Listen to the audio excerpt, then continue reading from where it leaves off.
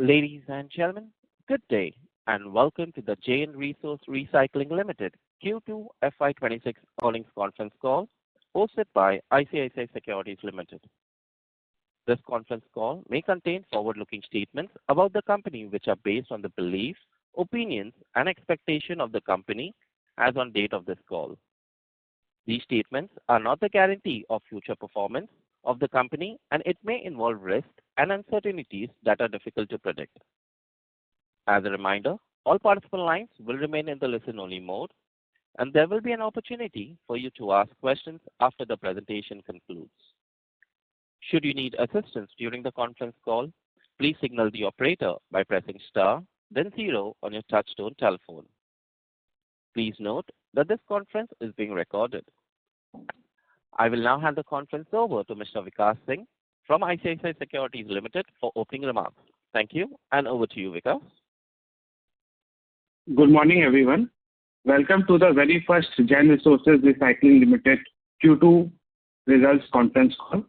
From the management side, we have with us Mr. Kamlesh Jain, Chairman and Managing Director, Mr. Mayank Pradeep, Joint Managing Director, Mr. Hemant Jain, Director and CFO. Without taking any much time, I'll hand it over to Mr. Kamlesh for his opening remarks. Over to you, sir. Thank you very much, and a very good morning to all of you. Wishing everyone a very happy Diwali and a prosperous New Year. Welcome to the Q2 FY2026 earnings conference call of Jain Resources Recycling Limited. This is Kamlesh Jain, Chairman and Managing Director of the company.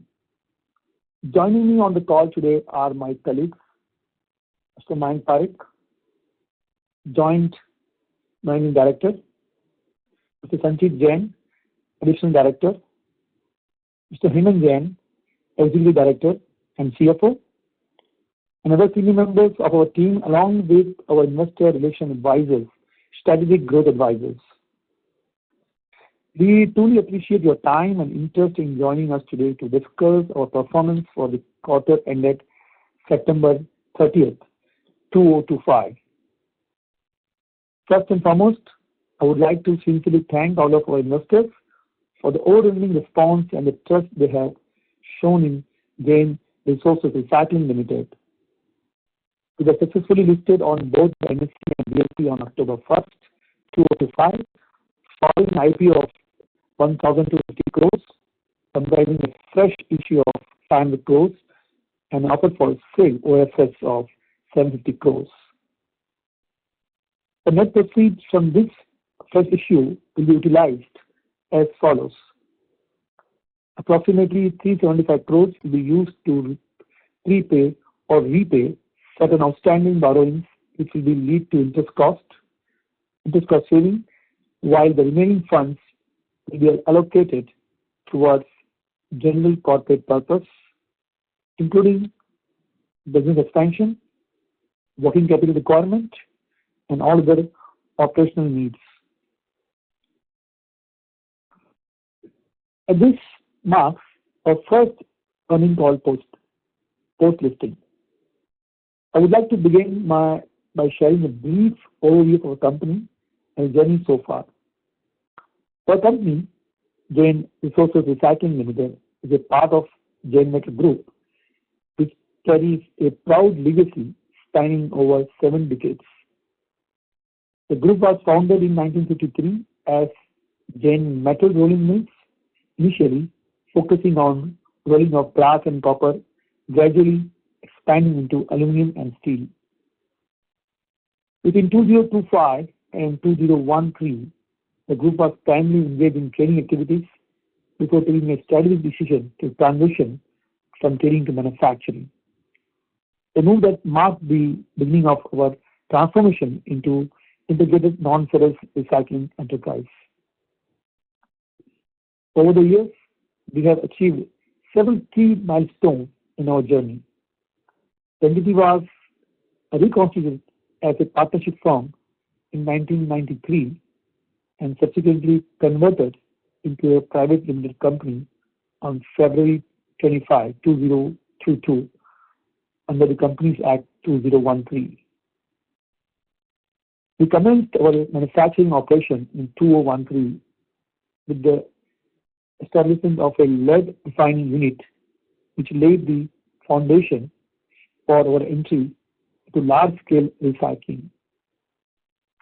Building on this base, we expanded into copper cable recycling in 2018.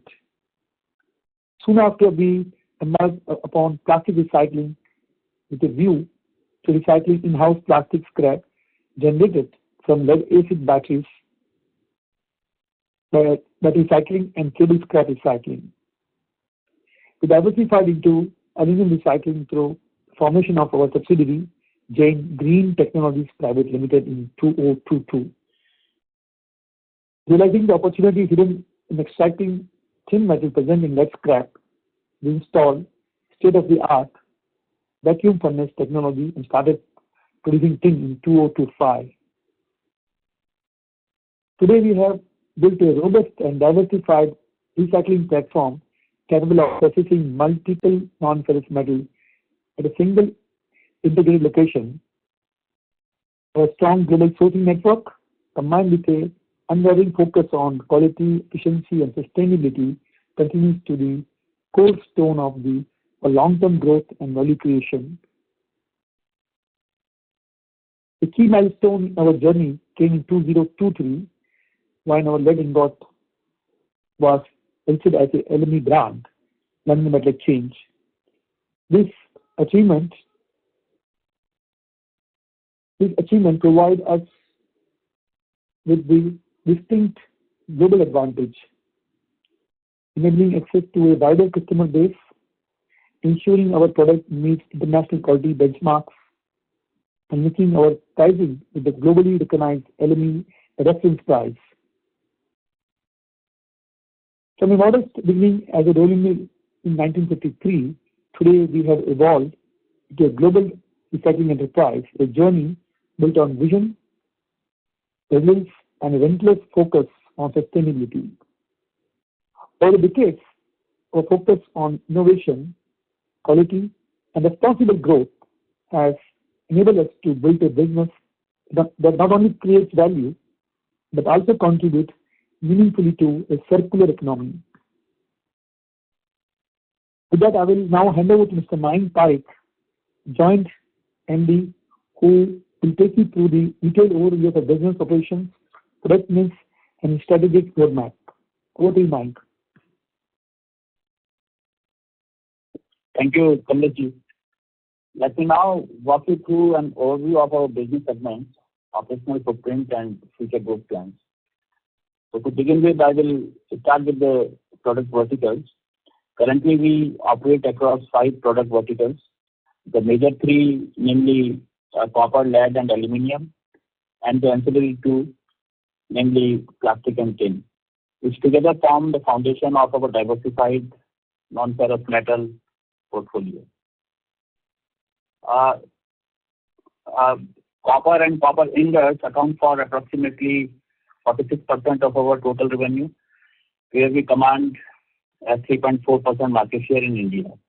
We produce ready-to-melt copper, copper ingots, and copper billets, which are used as feedstock for various applications such as electrical conduction, chemical, pigments, automotive components, high-purity copper cathode making, etc.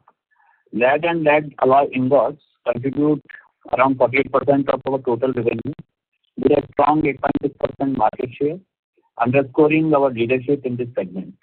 Our lead ingot, registered with the London Metal Exchange, is also recognized under the brand name Jain 9998 as a registered brand of refined lead by the Multi Commodity Exchange MCX in India. Refined lead ingots and lead alloy ingots are predominantly consumed in lead-acid batteries. They also find their applications in radiation shielding products, cable sheathing, ammunitions, pigments, stabilizers, and modifiers for plastics and aerospace. Coming to aluminium and aluminium alloys, this segment represents somewhere around 4% of our total revenue, with a 0.5% market share in India. Owing to their high strength to density ratio, aluminum alloys are widely used in automotive industry to make the vehicle aerodynamic.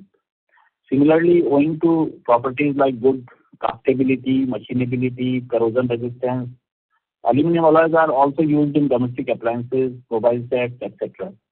Melting of aluminum has considerable cost of fuel and melt loss associated with it. Hence, the concept of supply of molten aluminum in hot molten form is increasingly catching up. By virtue of our recycling process, we also recover two valuable byproducts, tin and plastic. While their revenue contribution is relatively small, these segments hold significant importance from a clean recycling and environmental responsibility standpoint. Our plastic recycling division primarily processes in-house generated PVC and polypropylene scrap. PVC regrind that we obtain from cable recycling typically contains multiple impurities, rendering it unusable in its raw form. Selling such low-grade scrap in the open market could result in unethical disposal practices such as burning or landfilling, etc. To address this, we have developed an in-house process to recycle the PVC regrind into high-quality PVC granules. Similarly, polypropylene chip scrap derived from lead-acid battery breaking often carries traces of lead and sulfuric acid. Improper handling by unorganized recyclers can cause serious environmental and health hazards. Hence, we recycle this scrap internally to produce RoHS-compliant PTCP granules, ensuring safe and responsible recycling. Our tin recovery process, though contributing a modest share to the total revenue, adds meaningful value to profitability, as the extracted tin commands a significant value enhancement due to its high purity and industrial demand. In addition, we are also engaged in trading of non-ferrous metals and other commodities, which contribute somewhere around 2% to our total revenue. In 2023, we acquired a 70% stake in Jain Icon Global Ventures, JIGV, which is in UAE, making it a subsidiary of Jain Resource Recycling Limited, to set up a gold refining facility in Sharjah. Operations began in August 2024, focusing on gold and silver refining.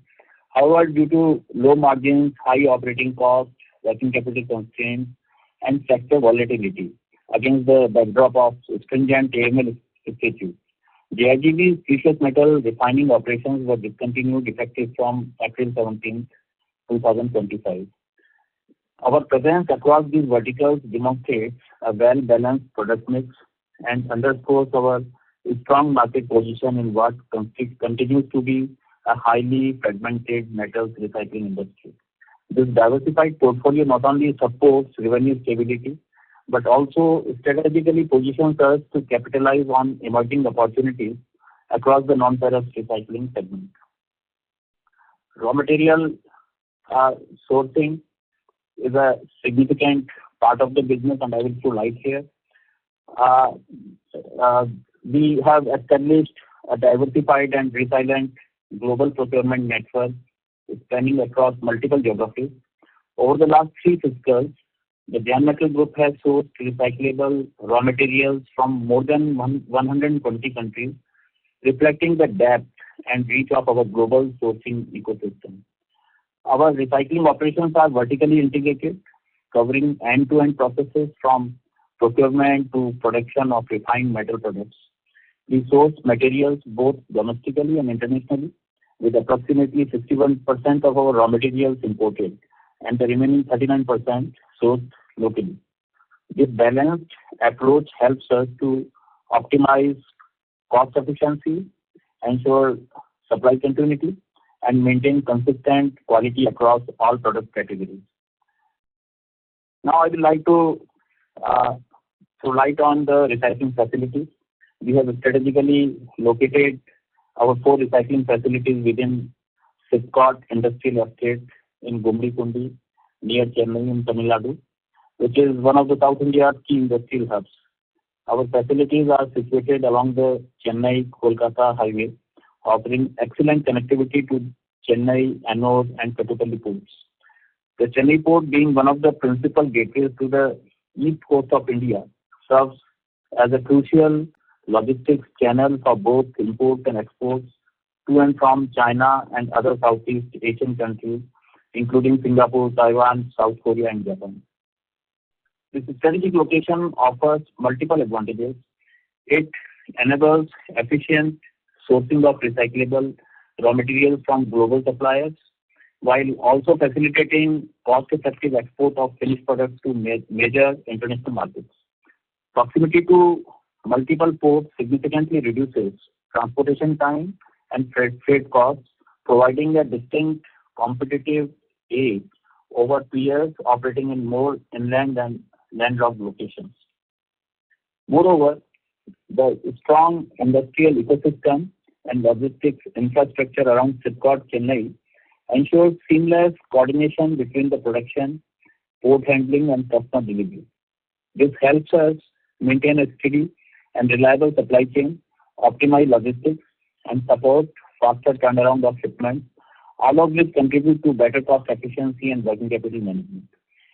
Each facility is equipped with recycling and refining capabilities designed to handle multiple non-ferrous metals. Facility 1 primarily handles copper scrap. Facility 2 processes predominantly lead scrap and also copper scrap. Facility 3 focuses on aluminum scrap and is managed through our subsidiary, Jain Technologies Private Limited, which we call JGTPL. JGTPL also operates a Hosur segregation facility, cleaning contaminated aluminum chips mixed with iron through magnetic separation, ensuring high quality recovery. As of October 30, 2025, our operations have demonstrated strong production performance while maintaining high standards of efficiency, quality, and sustainability. Our Chennai-based location thus plays a pivotal role in strengthening our export competitiveness, particularly across Southeast Asia, and reinforces our position as a cost-efficient, globally connected recycling enterprise. Coming to customers and markets, we serve a diverse range of industries, including lead-acid batteries, electrical and electronics, pigments, and automotive. Our client portfolio comprises prominent domestic companies such as Vedanta Limited or Sterlite Copper, Amar Raja Batteries Limited, SBL Batteries, Luminous Power Technologies, and Yash Resources Recycling, Chloride Metals, as well as global customers including Trafigura, Toko Company Limited, Hodaka, Mitsubishi Corporation RTM Japan, Nissan Trading Company, etc. Our customer base spans more than 20 countries, with export contribution of over 63% in first half of financial year 26. Our top 5 markets, India, Singapore, China, and South Korea, account for nearly 94% of the revenue. Customer count has significantly grown, supported by high retention rates, reflecting the strength of our long-term relationships. Revenue concentration remains healthy, with top 10 customers contributing 58% of total revenue. As a customer-focused organization, we maintain stringent multi-stage quality controls, from raw material inspection to in-process checks and final microstructure and spectrometer analysis. Notably, we are one of only 2 recycling companies in India to have our lead ingots registered as a brand by London Metal Exchange, reflecting global quality recognition. Commodity price risk management and unique proposition. I would like to walk you through our approach to commodity price risk management and the hedging strategies that we employ to protect our financial performance. Our business is inherently linked to the movement of base metal prices on London Metal Exchange. To mitigate this volatility, we deploy a robust hedging mechanism covering both procurement of raw input and sales of finished products. For procurement, we typically take short positions in LME futures, while for finished products, we take corresponding long positions. These contracts generally align to a 90 days delivery cycle, enable us to lock in sale prices and protect margins. Our operational processes are engineered to extract the highest possible purity levels. The quality of our recycled products closely match that of products produced directly from ore. This enhances our product acceptance in global markets. Our branded-led products are LME, offering global visibility and the ability to deliver directly to LME registered warehouses for seamless derivative settlements. This strategy ensures stable financial performance, real-time risk management, and strong resilience against fluctuations in global metal prices. Looking ahead, our strategic focus is on forward integration and new recycling domains underpinned by sustainability. We are planning to expand our horizon into copper cathode, copper wire rod, and copper busbar manufacturing using finished products from our recycling facilities as we discussed, with electrolytic refining producing high-quality copper cathodes and wire rods. The project is being executed through our wholly owned subsidiary Jain Technologies Private Limited. To support this, we have acquired a 6.58-acre land parcel in Sipcot Industrial Estate, Gumri for this development. The total capex for phase 1 is estimated to be rupees 95 crores, which will be entirely funded through internal accruals, with rupees 45 crores already spent to date. As of September 2025, construction progress stands at around 70%, and the project continues to advance as planned. We expect operations to commence in Q1 of financial year 2027. The plant will have a capacity of 9,000 metric tons per annum, and all critical machinery has already been ordered, with deliveries expected to begin in the later half of Q3 financial year 26. Additionally, the facility will include an in-house rooftop solar power plant, enabling us to produce green copper cathode, further strengthening our commitment to sustainability and clean energy. Additionally, we have entered into a joint venture agreement with Texas-based CNY Group Investment Incorporation, part of the renowned CNY Global Group, one of the North America's largest exporters of non-ferrous metals, with an annual export volume of around 2.5 lakh tons and presence across 10 scrap yards in the United States. The JV will establish a 60 crore copper scrap recycling plant in Ahmedabad, focusing on recycling end-of-the-life materials such as cables, motors, alternators, starters. Jain Resource Recycling will hold a 55% stake and manage operations, while CNY Group, with a 45% stake, will source raw material scrap from the United States. This partnership marks another important step in our journey to build a global integrated recycling ecosystem in India. Our growth strategy emphasizes expanding recycling capacity and diversifying operations through new recycling verticals, including joint venture, international scrapyard acquisition, automotive tire recycling, e-waste processing, and solar panel recycling. With a diversified product portfolio, strong customer relationships, and strategic initiatives in forward integration and niche recycling, we are well positioned to capture emerging domestic and international opportunities. Coming to sustainability and ESG, I would like to touch upon a few important pillars of our business, which are sustainability and ESG principles. At Jain Resource Recycling, we continue to invest in advanced technologies and systems that help us optimize our recycling processes and minimize waste. Our focus remains on reducing our environmental footprint while creating a positive and lasting impact within the communities we serve. The reality is that as long as the human race exists, waste will continue to be generated in one form or the other. What truly matters is how responsibly we choose to deal with it. Someone must take ownership of converting this inevitable waste into a resource, and at Jain Resource Recycling, we have embraced that responsibility through sustainable, compliant, and future-ready recycling practices. We strictly comply with the environmental regulations, ensuring safe handling and disposal of hazardous materials through specialized third-party services. We also remain deeply committed to contributing to broader societal goal of promoting equity and long-term economic well-being through responsible recycling practices and inclusive growth. In alignment with India's evolving policy framework, the government has introduced mandates on the rate of recycled content for key non-ferrous metals, a policy development that strongly reinforces our business model and the importance of organized recycling. In copper, minimum recycled content has been mandated to be 5% from 2020, increasing to 10% in 2029 and further to 20% by 2021.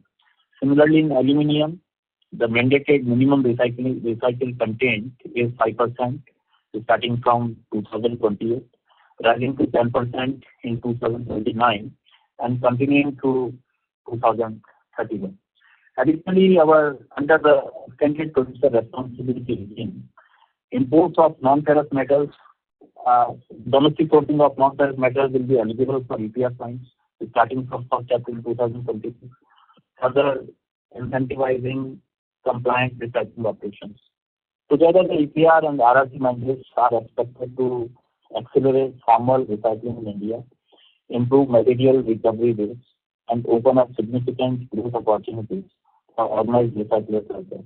In conclusion, our unwavering commitment to ESG principles, operational excellence, and innovation continues to drive our journey, ensuring sustainable value creation for all stakeholders while contributing positively to society and the environment. With that, I would like to conclude my remarks and hand over the proceeding to my colleague, Mr. Jain, Executive Director and CFO, who will take you through the detailed financial performance. Over to you, Jain. So Hemant's line has dropped from the call. I am now reconnecting him.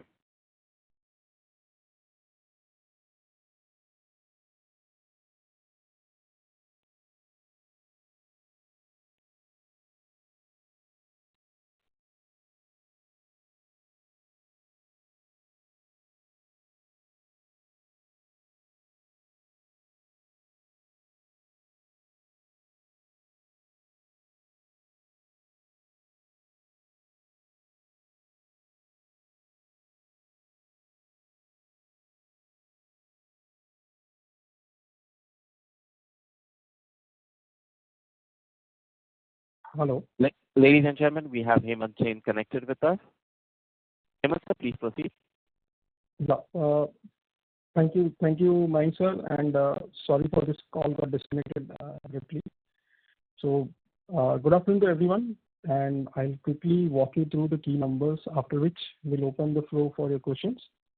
I'm pleased to share that our company has concluded the first half of FY26 with robust growth, delivering strong performance across the key business segments and financial metrics.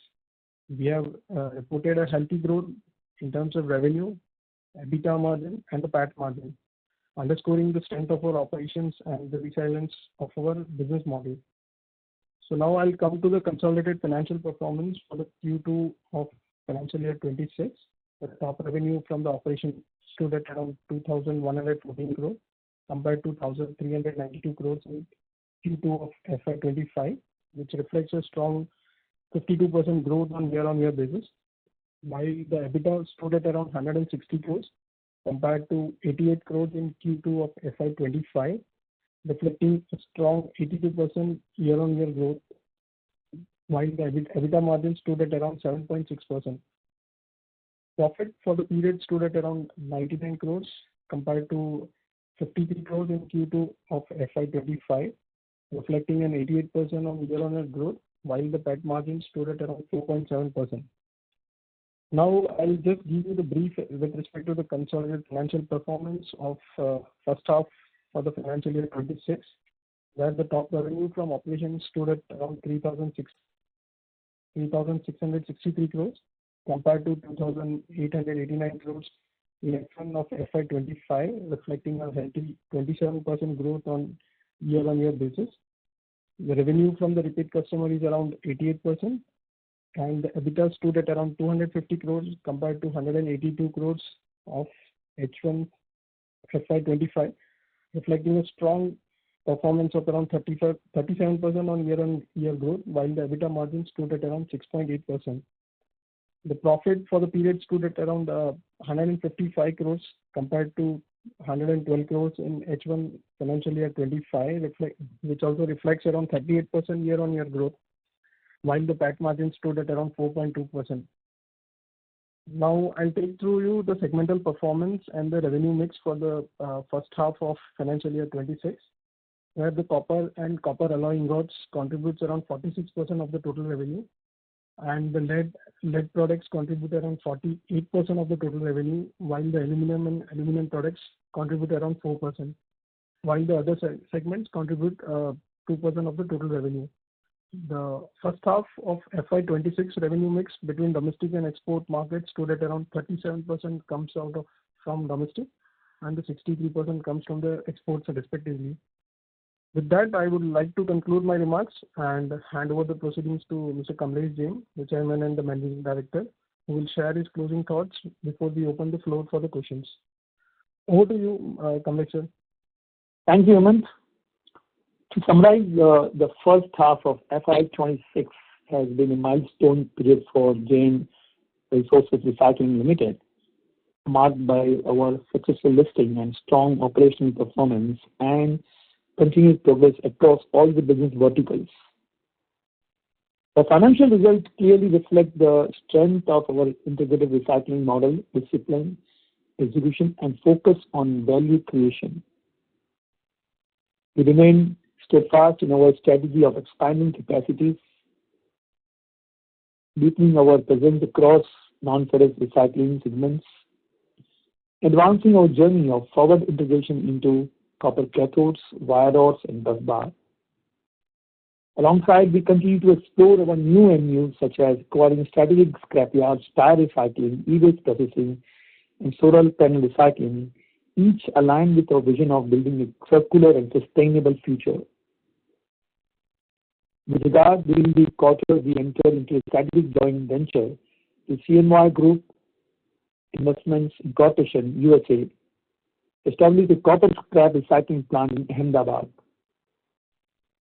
This partnership brings together JRR's operational expertise and CY's strong global sourcing capabilities, further strengthening our leadership in the non-ferrous recycling space and reinforcing our global integration strategies. Our emphasis on technology, compliance, and ESG principles continue to drive operational excellence and long-term competitiveness. As India advances towards greater formalization of the recycling sector through initiatives like Extended Producer Responsibility (EPR) and mandated recycling content norms, we believe the environment is increasingly favorable for organized and compliant players like us. With our diversified portfolio, strong customer relationship, and future-ready business model, we are confident of sustaining our growth momentum and delivering continuous value to all the stakeholders. With that, we'd be happy to take your questions. Thank you. Ladies and gentlemen, we will now begin the question and answer session.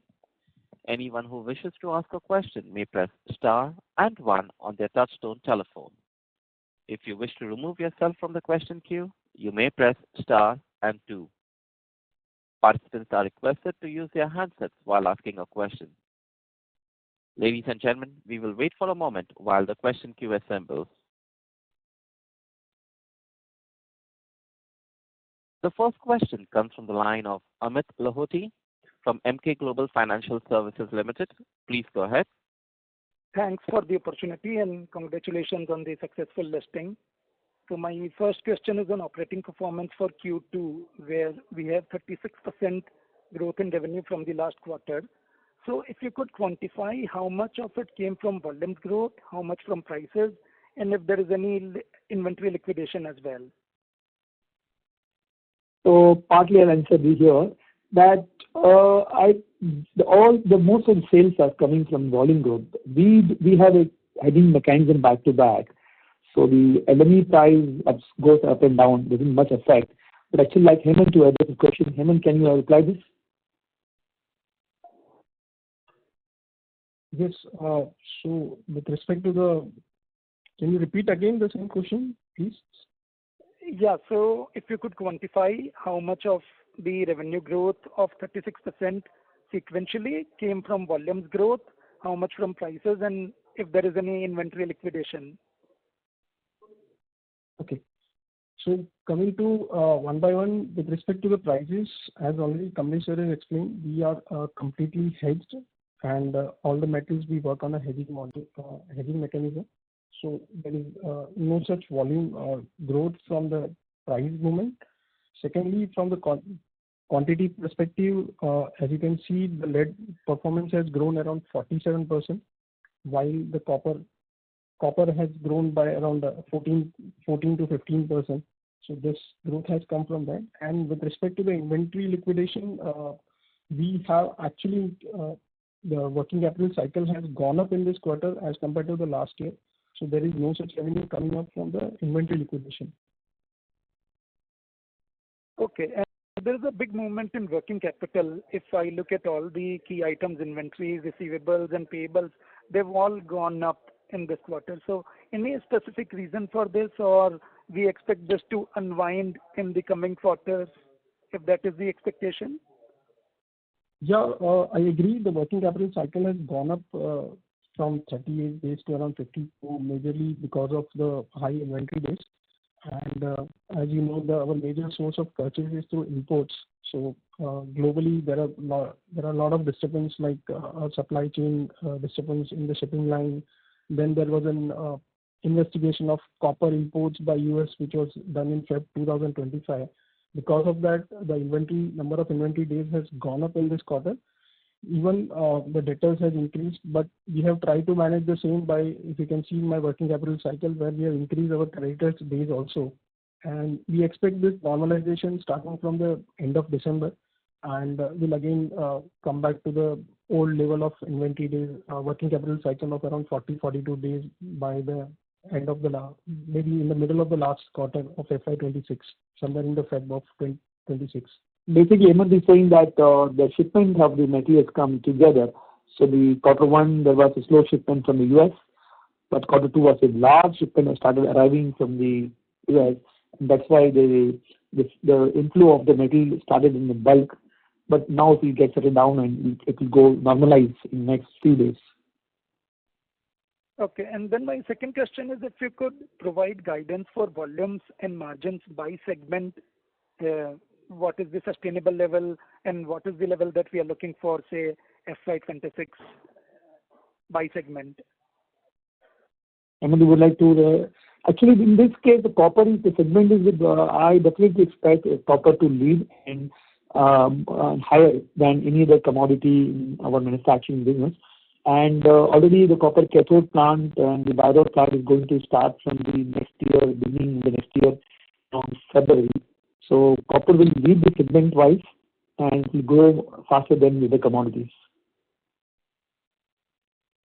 Okay, but in terms of EBITDA per ton for lead, we have done 18,920 rupees per ton, and for copper we have done 51,000 rupees. Can we expect them to sustain, or is there going to be some variability in these numbers? No, it will be copper. It doesn't sustain also, and in the copper case, the EBITDA per ton will go up also because of the new plant.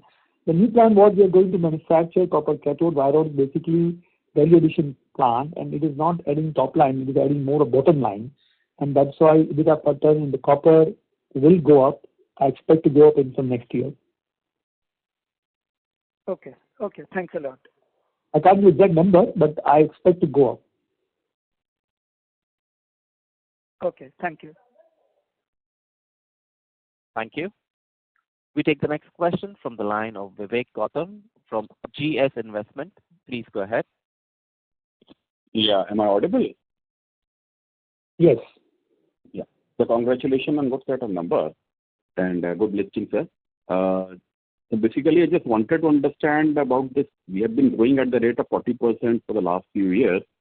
Are these growth rates sustainable, and what is the opportunity size for us in the future? And what are our differentiating factors versus competition? Is the sourcing capability is one of our differentiating factor or USP worldwide? And lastly, on PNY tie-up which you have done, if you can highlight your points. Thank you. So, as I said in the earlier interview also, that recycling is not a choice, it's a compulsion, and we have to recycle to live this life on this planet. So the recycling will keep growing, and there will be more and more recycling as human race exists in this world, as Mayank said earlier. This will keep coming, and India has unique strength and USPs in recycling. Compared to all the countries in the world, India is far, far ahead in recycling. That's why Indian companies will grow in recycling, as you have seen the performance of other companies also. So I don't think any problem will come, and what we are growing 40% CAGR in the last so many years. I expect the growth momentum to continue also, and as the data is last first half, you must have noticed that the growth is more than that. There is a problem. But CNY, yes, CNY is one of the largest exporter in USA, in North America, and they have global sourcing capabilities, and they've been supplying to us also. And now they join us for putting plant in near the Mundra port, which is where this venture is going to take place. And we expect next year the production to go online, and it will be a good addition in our copper revenue. And right now, I cannot disclose more than that, but I am sure that you will see the stunning results in next year. Sir, our margins are slightly on the lower side versus competition. What could be the reason for that, and can we hope for the higher margin in time next? So different companies have different models and different geographic conditions. We cannot compare like apple to apple. If you compare apple to apple, then our peers, there are some peers that are out of India and they have different models. And some peers, and since we are in copper recycling and we don't have any peers in copper, so our 70% share is different from the peers. That circumstances we cannot be compared with the other peers, and our models and our margins are sustainable, long term, and it is going to definitely go up in the future because of the expansion and diversification and the value-added product what we are going to manufacture. So right now, what we are seeing, it will definitely sustain and will go up only. And lastly, there was some news about the U.S. government and the recyclers in U.S., especially in aluminium, asking our U.S. government to place a ban on export of aluminium scrap. How big is the threat to us, and how big is U.S. as a sourcing destination for us for in different materials? Even I also read that article, but basically U.S. do not have sufficient capacities to recycle so much of tonnage of aluminium which is generating in the U.S. They have to export. And second point is we are buying globally from 120 countries. So you're not like depending on US. Of course, US is one of the biggest suppliers to us, but we buy globally, and I don't feel any threat for our raw material requirement. And aluminum is a very minor sale for us. So in overall sale, the copper and lead is the main metals. And there are other markets for us to source the scrap and recycled material. So I don't think much sale. And this is only just an initial talk, but US don't have that much of capabilities to recycle so much aluminum, and they have to export only. No such restriction on copper and lead from the US. But then I would like to add here, so the proposal is to ban the export of UBC, although it is at a very primitive stage, but that is for used beverage can scrap, which we do not use. Our products do not use this scrap. And no such restriction on copper and lead, sir? Nothing, US? nothing, Okay. nothing. So far, nothing. Thank you, sir. Thank you. The next question comes from the line of Dheeraj Ram from B&K Securities. Please go ahead.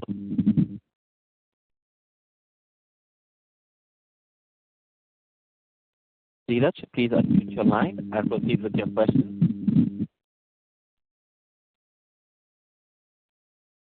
Since there is no response, we will move on to the next question, which is from the line of Naman Parmar from Nivshay Investments. Please go ahead.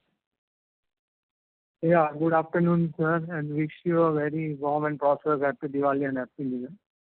So firstly, on the lead side, I just wanted to understand, currently you have done around a 9.6% of margin, right? So what is the percentage of the value-added products, and which value-added products are mostly going to other than the lead-acid battery requirements?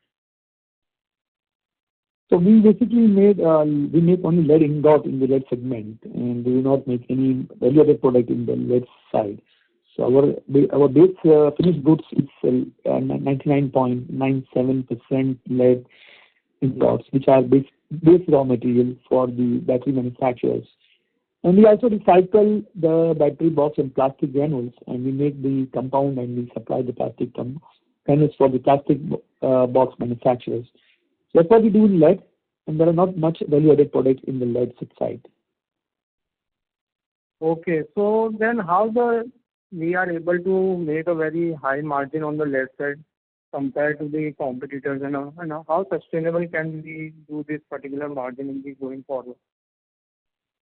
There was a good question. The other gentleman asked me that why is a low margin in the business, and now it's good to hear that you are saying it's high margin. It's not a point of high margin or low margin.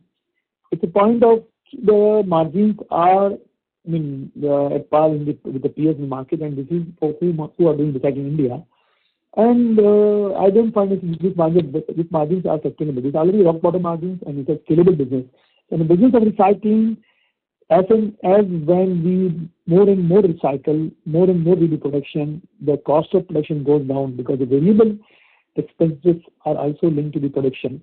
And that's why when the cost goes down, the margin sustain. And we are expanding every year 30-40% capacities. In that circumstances, the margin will sustain, and the cost of the scale of production will benefit us in getting the better margin. Okay. So has the industry now, if you see on the battery side, the technology is shifting very fastly from lead to lithium and lithium to sodium. So what's your outlook for the lead in the future? Like, there will be a very good requirement for the lead recycling for next 2-3 years, or you see to come to any new technology for the recycling like lithium or anything else? First of all, lead acid battery is not going to go anywhere. The lead acid battery will remain, use all the cars, motorbike, or these other automobiles, because every lithium recycling, every lithium car company requires a lead acid battery also to start the car, for headlights, and for the inside all the lights. They require only lead acid battery. Lithium batteries used only to replace the typical engine of the petrol and diesel. So it is not that lead acid battery is going to go anywhere. They will remain in the automobiles. They will not go anywhere. This is first. Second, okay. So lithium recycling plant, we do have a strategy to in future, but right now the raw material is not sufficient enough to start a plant, and because the life of lithium recycling is very long, it's 8 years sometimes, and we use more than recycle. So right now, because of scarcity of raw material, we are not planning, but we may plan in the future. Okay, understood. Secondly, on the copper side, if we compare this with the other segment, it has currently a low margin around 4.5 to 5%. But as you mentioned that as value-added products will kick in, you are expecting a very good margin. But if you can elaborate how maximum the margin can flow from step 1 to copper cathode to bus bar, so it will be very helpful. So we are going to value the product of copper, and that's only copper cathodes, and then we're making copper wire rods, and then we're making copper bar, and then we are going to do some coating. So every stage of this product will add at least 0.75 to 1.5% margin on different products with different application. I cannot give exact number, but I of course expect EBITDA margin to go up by at least 3 to 4% in copper segment alone, and that will have the complete chain and will have the impact on EBITDA in a positive manner in a big way next year. Means from 5 to maximum it can go to 8%, right? It's around the range. So actually now what we are seeing is the overall margin of all the metals, including copper, lead, tin, plastic and all. Copper segment alone margin will be added up in this, but it will not impact lead and other metals. It will impact only copper. Okay. And lastly, on the how maximum the capacity utilization you can reach and how you are expecting to utilize optimum utilization in next couple of years. So right now we are utilizing more than 100%. Right now it is like utilization is very high, and we are doing very good because every year we always keep some great capacity in our production planning. So we are right now utilizing more than 100%, and I don't think any problem will come for a full capacity utilization in the months to come. And we are always expanding and to our present capacities also. So it will serve this without any problem. I don't think any problem should come for capacity utilizations. Okay. And any volume growth guidance? Raman, I would request you to please join. Okay, yeah, I will join the. Yeah, thank you so much. Yeah. Thank you. Ladies and gentlemen, in the interest of time and fairness to others, we request you to restrict to one question per participant. We take the next question from the line of Praful Kumar from Diamond Asia. Please go ahead. Hi, sir. Congratulations on very strong earnings. So broadly, two things I want to understand. In terms of sustainability, you have a significant edge in sourcing. So broadly, how the pipeline looks from the sourcing side for the next, say, 2 to 4 quarters? Is the Q2 performance more sustainable in terms of growth? And second would be on CapEx. Post the IPO and the new projects you are working on, what kind of CapEx and asset turn are you looking at in the business? The first part I will reply here. Our sourcing, we are increasing our sourcing country by country, and as we have told earlier also, we are 120 plus country now, and every year we add some countries and deep sourcing capabilities, and domestic sourcing also increases a lot now. And our domestic sourcing actually gone up very high in this current year, and because of the better compliance of GST and the industry is getting organized now. Can you put your mute actually? Okay. Can you put in mute yourself because a lot of disturbance. Yeah. So I was saying that our domestic sourcing has gone up very high, and I expect to go more and more domestic sourcing, and that's circumstances we don't have any shortage of raw material for next year. At least I'm very sure about that. Coming back to the point of the capex, I would like Mr. Mayank Parekh to take this question. So, on the capex, one thing is about continuous expansion in the existing business. Because as a strategy, whenever we exceed the capacity utilization above 80%, we add new capacities in the existing verticals so that we keep a healthy gap between the capacity installed and capacity utilized.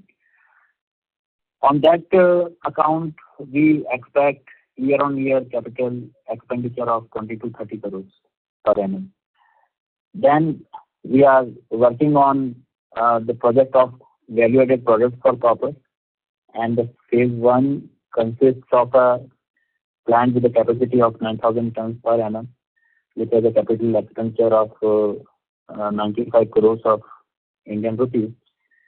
And once this is done, then with a time lag of 2-3 months after it is commissioned, we will go in for a replica of this project to double the capacity, and the capex would be another 50 crores of rupees. Then Ahmedabad JV was announced, and here we would be spending some 30 crores from the other side. Then we are working on many projects, the tire recycling and solar panel recycling, e-waste recycling and other things. The studies are at advanced stage, and if they materialize, then maybe over the next 2-3 years, subject to the concluding and putting up these projects, another capital expenditure of 100 crores could be estimated. So that's a summary of the capex, estimated capex.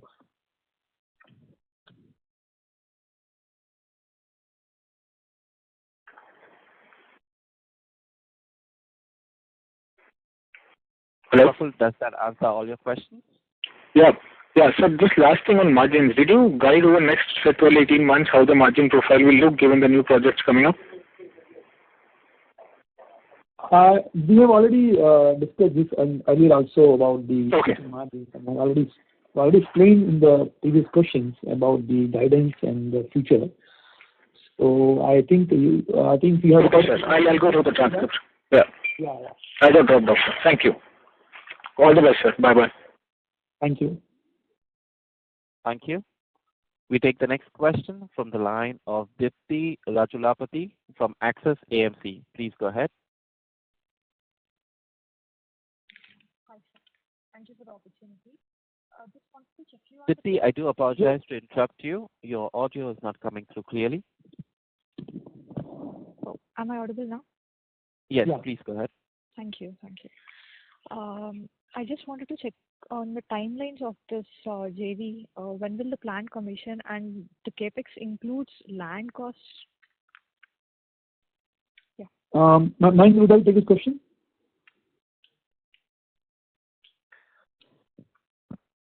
So Mayank's line has been disconnected. Give me Okay, I will I'll reply. join you. I will reply.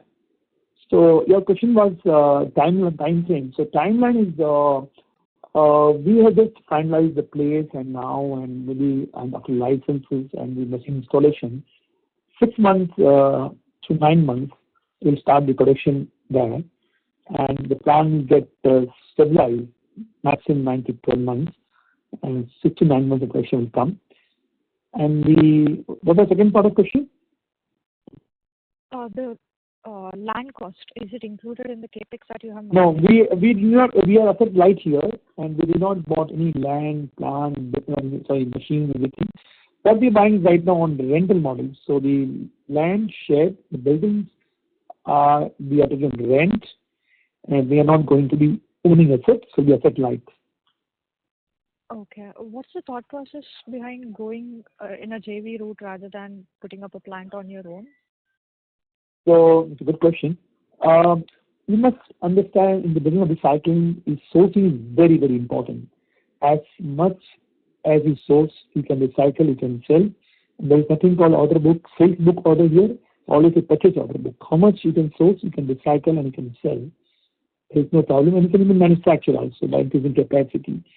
To secure and to avoid the competition, two big giants in the recycling space in the world, in the copper, is CNY and Jain. So we joined together, and since we have global sourcing, CNY is only US-based sourcing, so we come to competition, and this item is also new. It is electric motor scrap, and they have more strength in this. So to strategic partnership reason, we have joined together. Okay. Thank you so much. Thank you. We take the next question from the line of Sucrit D. Patil from Eyesight Fintrade Private Limited. Please go ahead. Good afternoon to the Jain team. I have two questions. I will combine them into one and ask. As you have already laid out the growth plan for Jain recycling, but when it comes to actual scaling this model, especially with supply chain gaps, compliance hurdles, and technological integration, how would you be navigating through these challenges, and what kind of internal strength are you building And my second question is with regards to the input cost swinging and compliance costs that are arising, how would you be planning to keep the margins steady? What are the plans that Jain is going to put into action that will keep the profitability in line also? Yes, thank you. The first question was, it is a confused question.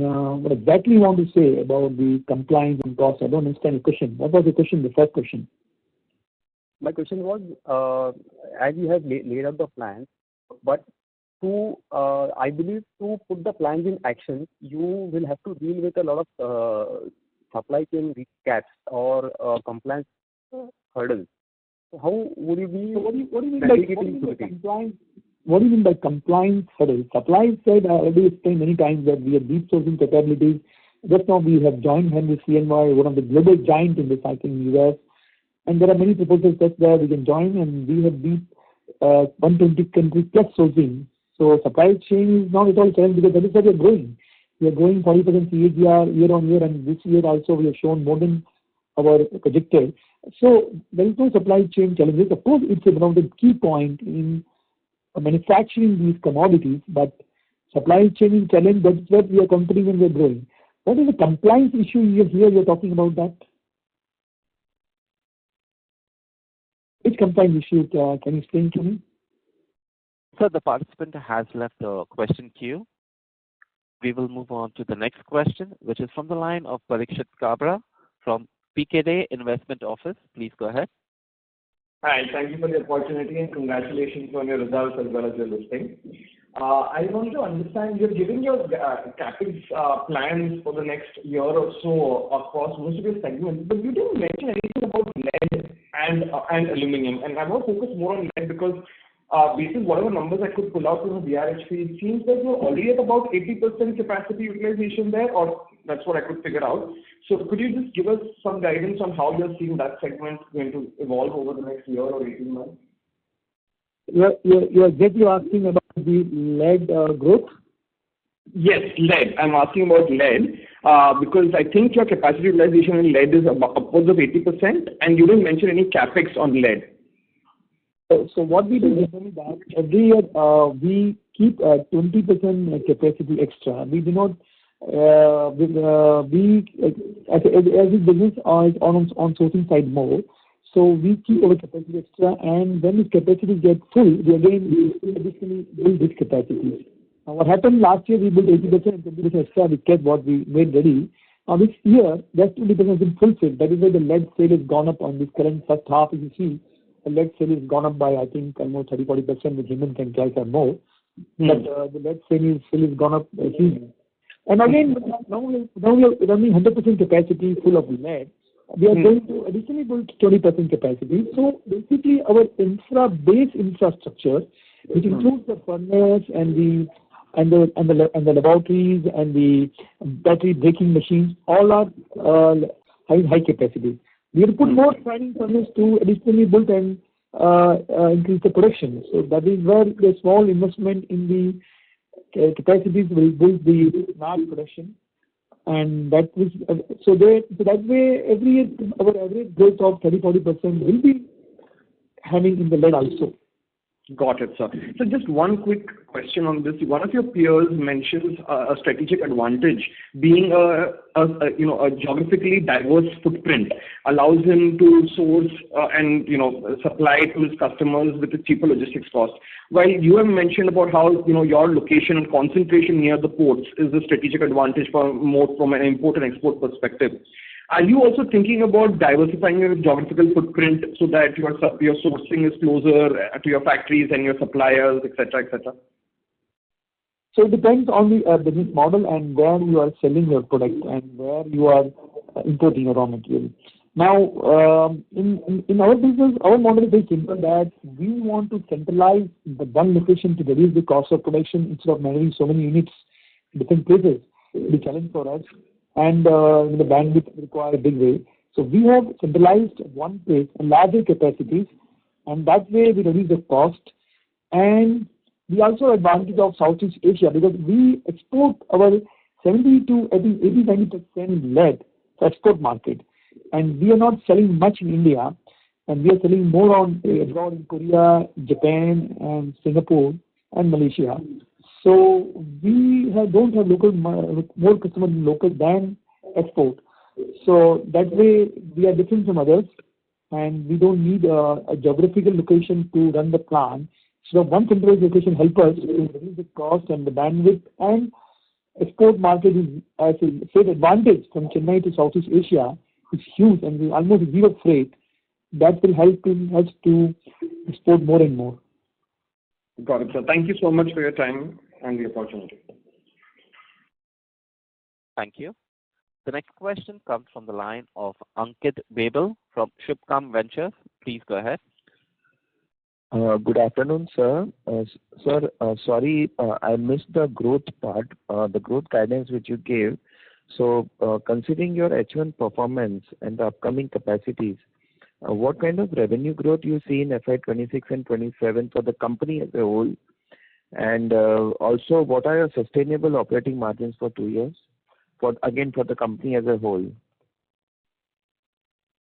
So, Mr. Mahant, are you there? Can you reply this? You want to take this?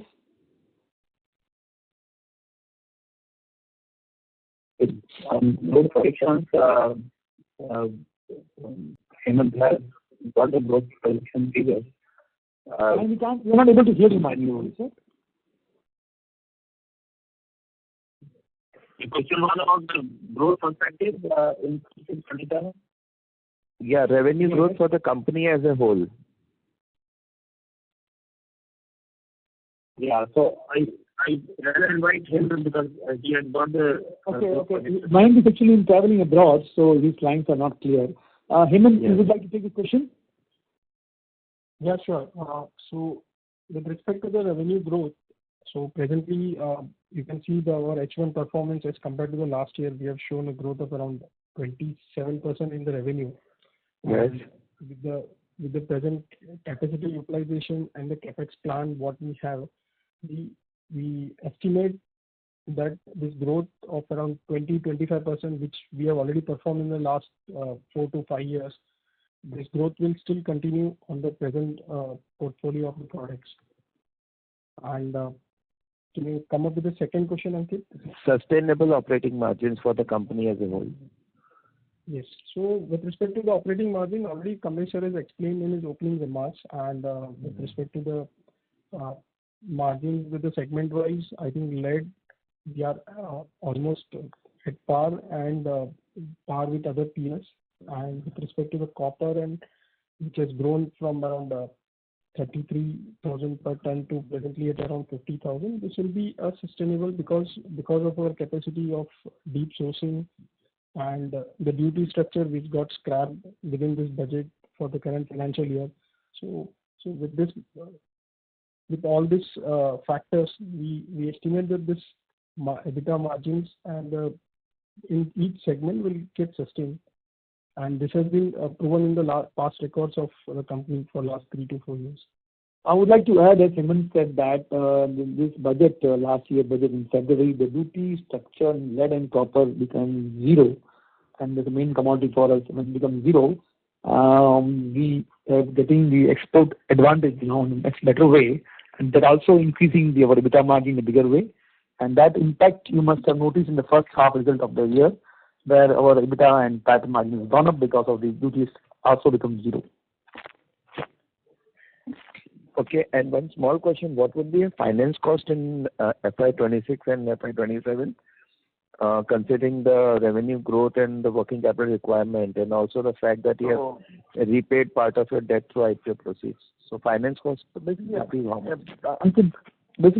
we do is that mainly we import on non-fund LC limits. Our rotation of the money happen on the LC limits when we import the material and we open SBLC to suppliers, and that is around 5% to 6% total cost. It includes SOFR plus some basis point, and that is our finance cost for importing the raw material working capital cycle, because most of our imports are happening through this. And as far as the overall finance cost will go proportionately because of the working capital requirement, and as when the production goes up also, that's on the percentage of the turnover, the finance cost may go down, and the IPO money of 500 crores will be also utilized to repay the bank debt, which will reduce the finance cost in a much significant way. And I think next year we'll see less number in proportion to the sales of the company. Any numbers, sir, against 85 crores? What last year it was 85 crores approx. So what number you are looking at for this year? Do you take this?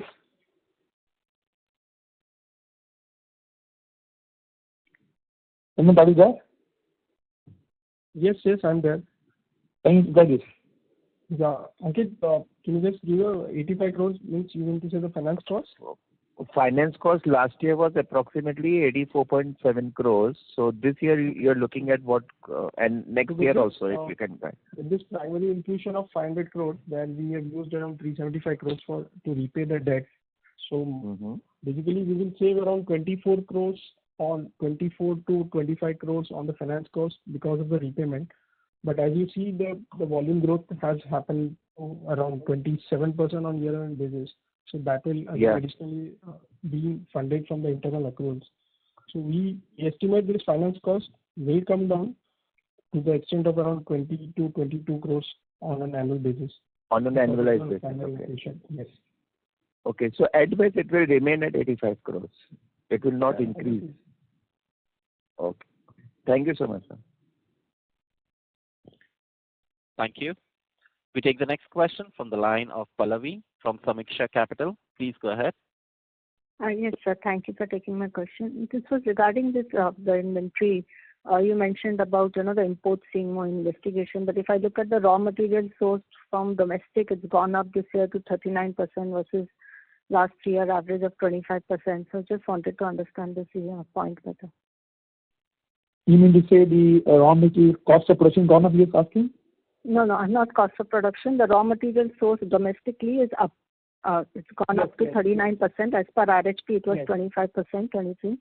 So we sourced more domestically, yet our working capital, our inventory days has gone up. So I'm not able to, reconcile those two things. Okay. So the raw material sourcing of domestic has gone up for sure because we are focusing more and more now Indian market. Compared to previous, because Indian recycling market is also getting organized now. And there are organized companies that are coming to our selling because with all the compliance of GSTs and other issues. So, and we are also buying semi-crude material also to make it into pure refined and make it into proper branded product. So there are many local factors which are supporting the domestic sourcing of the raw materials. Coming back to the point of the alignment of the cost of the fund, you are saying the cost of interest has gone up. So see what happens is that... No, I'm saying about inventory days.